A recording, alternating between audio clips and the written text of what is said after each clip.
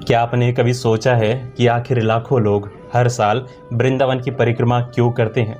क्या ये केवल लगभग 10 किलोमीटर पैदल चलने की एक धार्मिक परंपरा है, या इसके पीछे ऐसा रहस्य छिपा है जिसे जानने के बाद आपका वृंदावन को देखने का नज़रिया हमेशा के लिए बदल जाएगा? क्या सचमुच इस भूमि की धूल साधारण मिट्टी नहीं, बल्कि स्वयं श्री कृष्ण के चरणों से पवित्र हुई ब्रजरज है? और क्या कारण है कि बड़े बड़े संत, आचार्य और महापुरुष आज भी वृंदावन की परिक्रमा को भगवान श्री कृष्ण की प्रत्यक्ष सेवा मानते हैं? आज हम जानेंगे वृंदावन परिक्रमा का इतिहास, इसकी शुरुआत, इसका आध्यात्मिक रहस्य और वो सत्य जिसे अधिकांश श्रद्धालु भी नहीं जानते। जब भी वृंदावन शब्द सुनाई देता है, मन में सबसे पहले श्री राधा और श्री कृष्ण की मधुर लीलाओं की छवि उभर आती है। लेकिन क्या आपने कभी सोचा कि इस स्थान का नाम वृंदावन ही क्यों पड़ा? वृंदा का संबंध तुलसी देवी से माना जाता है और वन अर्थात जंगल। प्राचीन काल में ये क्षेत्र तुलसी, कदम्ब, तमाल और अनेक दिव्य वृक्षों से आच्छादित था, इसलिए इसे वृंदावन कहा गया। लेकिन वैष्णवाचार्य बताते हैं कि वृंदावन केवल एक जंगल नहीं था, बल्कि भगवान श्री कृष्ण की नित्य लीलाओं का धाम था। ये वो भूमि है जहाँ हर कण में राधा कृष्ण की स्मृति बसती है। श्रीमद्भागवत महापुराण के 10वें स्कंध के अनुसार जब गोकुल में बार बार असुरों के आक्रमण होने लगे, पूतना, शक्टासुर, तृणावर्त, वत्सासुर और अन्य दैत्यों के कारण ब्रजवासियों का जीवन असुरक्षित होने लगा। तब नंद बाबा और सभी गोपों ने विचार किया कि गायों और बच्चों की रक्षा के लिए किसी अधिक सुरक्षित और हरे भरे स्थान पर चला जाए। उसी समय वृंदावन को निवास के लिए चुना गया। यहीं से श्री कृष्ण के जीवन की अनेक दिव्य लीलाओं का विस्तार हुआ। यही श्री कृष्ण ने गोचारण किया। यही उन्होंने अपनी वंशी की मधुर धुन से पूरे ब्रज को मंत्रमुग्ध किया। यही राधा रानी और गोपियों के साथ दिव्य प्रेम लीलाएं हुई। और यही भूमि आगे चलकर करोड़ों भक्तों की सबसे बड़ी आस्था बन गई। इसलिए वृंदावन केवल एक ऐतिहासिक स्थान नहीं, बल्कि भक्ति की जीवित परंपरा है। लेकिन अब सबसे बड़ा प्रश्न, परिक्रमा की शुरुआत आखिर हुई कैसे? क्या स्वयं श्री कृष्ण ने इसकी परंपरा शुरू की थी? इसका उत्तर थोड़ा गहरा है। द्वापर युग में जब श्री कृष्ण वृंदावन में विचरण करते थे, तब ब्रजवासी उस स्थानों को अत्यंत पवित्र मानते थे जहां प्रभु के चरण पड़े थे। श्री कृष्ण के मथुरा प्रस्थान और फिर द्वारका जाने के बाद भी ब्रजवासियों ने उन लीला स्थलों को भुलाया नहीं। वे समय समय पर उन स्थानों के दर्शन करते, भगवान का स्मरण करते और उनके चरण चिन्हों वाली भूमि को प्रणाम करते थे। यही भाव आगे चलकर परिक्रमा की परंपरा का आधार बना। समय बीतता गया, युग बदल गए, राजवंश बदले, लेकिन वृंदावन की महिमा कभी समाप्त नहीं हुई। हालांकि कई लीला स्थल जंगलों और मिट्टी के नीचे छिप गए थे। फिर लगभग 5000 वर्ष बाद 16वीं शताब्दी में श्री चैतन्य महाप्रभु ब्रजधाम पहुँचे। गौड़ीय वैष्णव परंपरा के अनुसार उन्होंने वृंदावन के अनेक लुप्त स्थानों को पुनः पहचान दिलाने का कार्य किया। उनके बाद श्री रूप गोस्वामी, श्री सनातन गोस्वामी और अन्य 6 गोस्वामियों ने ब्रज के पवित्र स्थलों का संरक्षण किया और भक्ति परंपरा को संगठित रूप दिया। इसी काल में वृंदावन की परिक्रमा को अधिक व्यवस्थित स्वरूप मिला और ये परंपरा पूरे भारत में प्रसिद्ध होने लगी। लेकिन क्या वृंदावन की परिक्रमा केवल एक धार्मिक परंपरा है, या इसके पीछे कोई शास्त्रीय आधार भी है? ये प्रश्न अक्सर लोगों के मन में आता है। वास्तव में श्रीमद्भागवत महापुराण में वृंदावन परिक्रमा शब्द आज के रूप में नहीं मिलता, लेकिन ब्रजभूमि की महिमा, श्री कृष्ण की लीलाओं का स्मरण और उनके चरणों से पवित्र हुई स्थलों के दर्शन का महत्व बार बार बताया गया है। बाद में पद्म पुराण, स्कंद पुराण, वराह पुराण तथा वैष्णव आचार्यों के ग्रंथों में ब्रजधाम की महिमा का अत्यंत विस्तृत वर्णन मिलता है। इन्हीं परंपराओं के आधार पर वृंदावन परिक्रमा आज करोड़ों भक्तों की साधना का हिस्सा बन चुकी है। वैष्णव दर्शन में एक अत्यंत सुंदर सिद्धांत बताया गया है। धाम और धामी में कोई भेद नहीं होता, अर्थात जिस प्रकार भगवान श्री कृष्ण पूजनीय है उसी प्रकार उनका धाम भी पूजनीय है। इसलिए वृंदावन की परिक्रमा को केवल एक नगर की परिक्रमा नहीं बल्कि स्वयं भगवान के धाम की सेवा माना जाता है। जब कोई भक्त श्रद्धा से इस धाम की परिक्रमा करता है तो वो केवल रास्ता नहीं चलता बल्कि अपने मन, वचन और कर्म से भगवान के प्रति समर्पण व्यक्त करता है। ब्रज के संत एक और अद्भुत बात कहते हैं, वृंदावन को आँखों से नहीं कृपा से देखा जाता है। इसका अर्थ ये है कि दो व्यक्ति एक ही समय वृंदावन में हो सकते हैं। एक को केवल भीड़, गलियां और मंदिर दिखाई देंगे जबकि दूसरे को हर कण में श्री राधा कृष्ण की अनुभूति होगी। अंतर केवल दृष्टि का नहीं बल्कि भक्ति का है।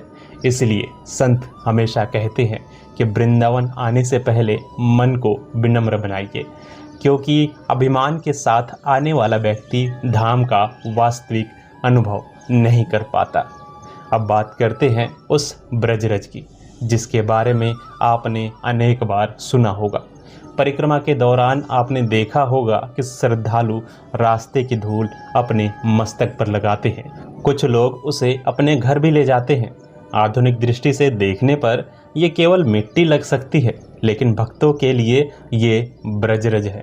धार्मिक मान्यता है कि यही वो भूमि है जिस पर श्री कृष्ण नंगे पैर चले, जहाँ राधा रानी के चरण पड़े, जहाँ गोप गोपियों ने प्रभु के साथ लीलाएं की और जहाँ ब्रज की गायों के चरणों ने इस धूल को पवित्र किया। इसलिए इस धूल को अत्यंत सम्मान दिया जाता है। कहा जाता है कि ब्रज की रज का स्पर्श भी मन में भक्ति का भाव जागृत कर सकता है। ये एक आस्था का विषय है, लेकिन सदियों से करोड़ों भक्त इसी श्रद्धा के साथ इस धूल को अपने मस्तक पर धारण करते आए हैं।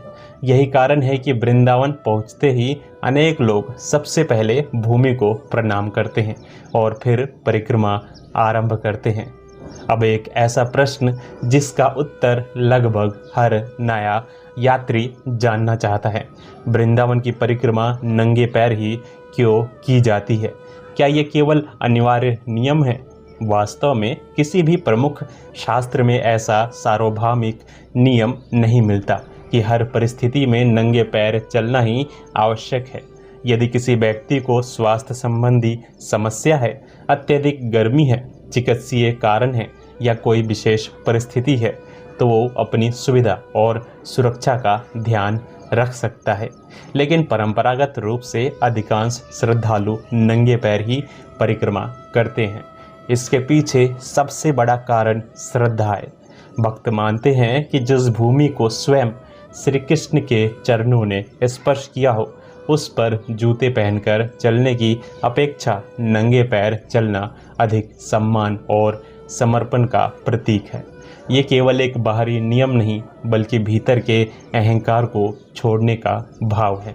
जब भक्त नंगे पैर ब्रजरज पर चलता है तो मानो अपने मन से कहता है, मैं यहाँ किसी पर्यटक की तरह नहीं बल्कि प्रभु के सेवक की तरह आया हूँ। इसीलिए परिक्रमा के दौरान एक और बात पर विशेष ध्यान दिया जाता है, नाम स्मरण। अधिकांश श्रद्धालु पूरे मार्ग में राधे राधे, श्याम, हरे कृष्ण या भगवान के अन्य नामों का जप करते हुए चलते हैं। संतों का कहना है कि यदि परिक्रमा के दौरान मन संसार की बातों में उलझा रहे, मोबाइल या और बातचीत में ही समय निकल जाए तो शरीर तो परिक्रमा कर लेता है लेकिन मन धाम तक नहीं पहुंचता। इसीलिए परिक्रमा का सबसे बड़ा नियम है हर कदम के साथ भगवान का स्मरण। यही कारण है कि ब्रज में एक प्रसिद्ध कहावत सुनने को मिलती है, वृंदावन की परिक्रमा पैरों से नहीं भाव से पूरी होती है। लेकिन अब सबसे महत्वपूर्ण प्रश्न, आखिर वृंदावन की परिक्रमा करने से मिलता क्या है? क्या यह केवल एक धार्मिक परंपरा निभाने का माध्यम है या वास्तव में इसके पीछे कोई गहरा आध्यात्मिक रहस्य छिपा है? ब्रज के संत कहते हैं कि वृंदावन की परिक्रमा का सबसे बड़ा फल धन वैभव या सांसारिक सफलता नहीं, बल्कि श्री राधा कृष्ण की भक्ति की प्राप्ति है। वैष्णव आचार्यों ने बार बार समझाया है कि भगवान की कृपा केवल बाहरी कर्मों से नहीं, बल्कि हृदय की सच्ची भावना से प्राप्त होती है। इसलिए यदि कोई व्यक्ति केवल दिखावे या प्रसिद्धि के लिए परिक्रमा करता है, तो वो उसके वास्तविक उद्देश्य से दूर रह जाता है। लेकिन जो श्रद्धा, विनम्रता और प्रेम के साथ परिक्रमा करता है, उसके भीतर धीरे धीरे भक्ति का भाव जागृत होने लगता है। यही इस यात्रा की सबसे बड़ी उपलब्धि मानी गई है। इसी कारण ब्रज में एक प्रसिद्ध उक्ति सुनने को मिलती है, ब्रज बुलाए बिना कोई ब्रज नहीं आ सकता। ये कोई शास्त्रीय आदेश नहीं, बल्कि सदियों से चली आ रही एक गहरी धार्मिक मान्यता है। ब्रजवासी मानते हैं कि जब तक श्री राधा और श्री कृष्ण की कृपा नहीं होती, तब तक किसी व्यक्ति का ब्रज आगमन भी सहज नहीं होता। शायद आपने भी ऐसे लोगों को देखा होगा जो वर्षों से वृंदावन आने की इच्छा रखते हैं, लेकिन किसी न किसी कारण से उनकी यात्रा टलती रहती है। वही कुछ लोग अचानक बिना किसी योजना के ब्रज पहुंच जाते हैं। भक्त इसे ब्रज का बुलावा कहते हैं। यही कारण है कि वृंदावन पहुंचने वाले अनेक श्रद्धालु सबसे पहले भूमि को प्रणाम करते हैं। वे इस धाम में प्रवेश को अपने जीवन का सौभाग्य मानते हैं। उनके लिए ये केवल एक यात्रा नहीं, बल्कि भगवान के घर में प्रवेश करने जैसा अनुभव होता है। एक और बात जिस पर संत विशेष बल देते हैं, वो है विनम्रता। वृंदावन में आने वाला व्यक्ति जितना सरल और अहंकार रहित होता है, उतना ही वो इस धाम की अनुभूति कर पाता है। इसीलिए कहा जाता है कि परिक्रमा के समय क्रोध, विवाद, ऊंची आवाज़, दूसरों की आलोचना और दिखावे से दूर रहना चाहिए। ये केवल शरीर की यात्रा नहीं, बल्कि मन की यात्रा है। आज के समय में एक नई समस्या देखने को मिलती है। कई लोग परिक्रमा को केवल एक पर्यटन स्थल की तरह देखने लगे हैं। कुछ लोग पूरी यात्रा का अधिकांश समय केवल फोटो और वीडियो बनाने में ही बिता देते हैं। स्मृतियाँ संजोना गलत नहीं है, लेकिन यदि पूरा ध्यान केवल कैमरे पर रहे और भगवान का स्मरण ही न हो, तो परिक्रमा का आध्यात्मिक उद्देश्य पीछे छूट जाता है। ब्रज के अनेक संत सलाह देते हैं कि कुछ समय के लिए मोबाइल को जेब में रखकर केवल राधे राधे का नाम लेते हुए धाम का अनुभव कीजिए। यही अनुभव जीवन भर याद रहता है। इसी प्रकार कई श्रद्धालु परिक्रमा के दौरान गायों को चारा खिलाते हैं, पक्षियों के लिए दाना डालते हैं, साधु संतों का सम्मान करते हैं और यथाशक्ति दान पुण्य भी करते हैं। ये सब किसी दिखावे के लिए नहीं, बल्कि सेवा भाव से किया जाता है। ब्रज संस्कृति में सेवा और भक्ति एक दूसरे से अलग नहीं मानी जाती। लेकिन क्या वृंदावन की परिक्रमा जीवन में केवल एक बार ही करनी चाहिए? इसका उत्तर भी बहुत सुंदर है। कोई निश्चित संख्या निर्धारित नहीं है। कुछ लोग जीवन में एक बार आते हैं, कुछ हर वर्ष, कुछ प्रत्येक एकादशी या पूर्णिमा पर, और कुछ ब्रजवासी तो लगभग प्रतिदिन परिक्रमा करते हैं। इसलिए ये संख्या का विषय नहीं, बल्कि भावना का विषय है। कहा जाता है कि जो व्यक्ति एक बार सच्चे मन से वृंदावन की परिक्रमा कर लेता है, उसके हृदय में दो चीज़ें अवश्य जन्म लेती हैं। पहली, श्री राधा कृष्ण के प्रति प्रेम, और दूसरी, फिर से ब्रज आने की तीव्र इच्छा।